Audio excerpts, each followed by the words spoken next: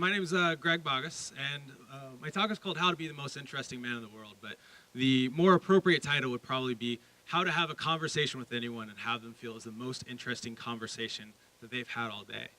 Now, I'm a computer programmer. I grew up programming, and I was fairly socially awkward, which might not be obvious by the fanny pack and the space camp gear here.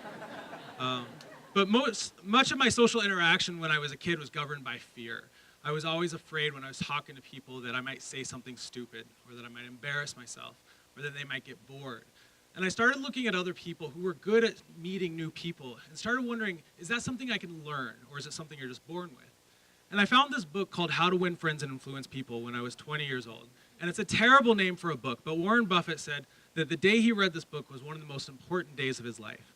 And of the many lessons I got from it, one was that when you have a conversation with someone, if you talk to them for half an hour and they do 28 minutes of talking, they will think it was the most interesting conversation they've ever had. You don't even need to say anything.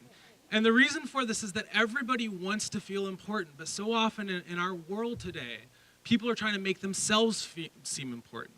And so imagine you are actually sitting talking to the most interesting man in the world, and he's telling you about his travels, and then he stops and says, well, tell me about yourself. Where do you work? What do you do? What are the odds you would actually say, you know what, I'm not actually that interesting. Why don't you talk about yourself? You would be flattered because everybody wants to talk about themselves. And although we all have different interests, our favorite topic to talk about is the same for everyone. It's ourselves. And so the benefits of doing this, aside from the fact that you can learn from people because everyone's an expert about everything they do, is that if you let the other person do all the talking, it erases all the fears. I can't embarrass myself if I don't say anything.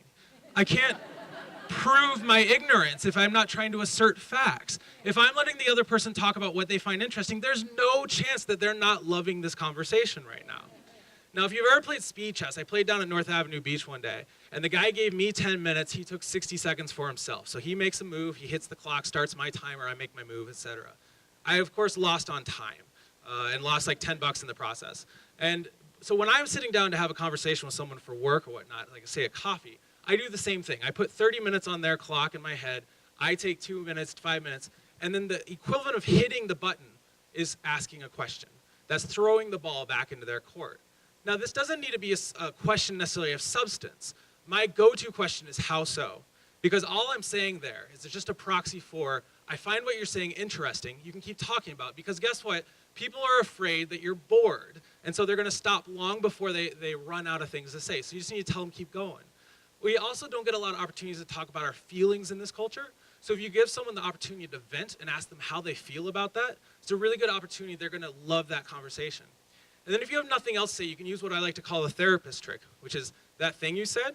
So someone says, hey, I had a bad day at work. At work? Yeah, it was really tough. My boss was pretty angry. He was angry? Yeah. This works great for icebreakers as well. My go-to icebreaker is, are you having a busy day? So say you're at the McDonald's and there's a pause in the transaction. You say, you guys been busy today? And she says, yeah, it's been busy. Do you like it when you're busy? Yeah, I like it. Why is that? And then you're off to the races. Now you know that as you're talking to people, you're supposed to look them in the eyes, but that's actually a lie. You can't look someone in the eyes. Your eyes can't focus on 2 points at once. So just pick one eye, focus on that, change your view every 20 seconds, and then go from there. And then you guys all know this quote from Dumbledore that says, do or do not, there is no try. But of course, notice in yourself right now how your body's tensing up and your tongue, it just wants to move because you want to stand up and say, hey, Greg, everything on that slide is wrong because, of course, Dumbledore didn't say that. Yoda did, and that wasn't Dumbledore, it was Gandalf. Unfortunately, we don't get points in social interactions, especially in marriage, for telling the other person that they're wrong. Instead, I would encourage you to use what I like to call the magic words, which are, I can understand why you might think that, and if I were you, I'd probably feel the same way. Maybe you're insincere, maybe you think they're an idiot, and that's why you think that. But it could also be because you recognize that most of our opinions are formed by our experiences in life, and that you probably would feel the same way. Now, this is a skill. It's like riding a bike or learning to chop an onion. This is something you're not born with. It's something that you can learn to do better. And we're so fortunate to live in a city instead of a small town where we run into hundreds of people every day that you might never see again. So just go out there and practice. And don't worry about learning how to get better at talking to people. Learn about, practice how to let people talk to you. Thanks so much.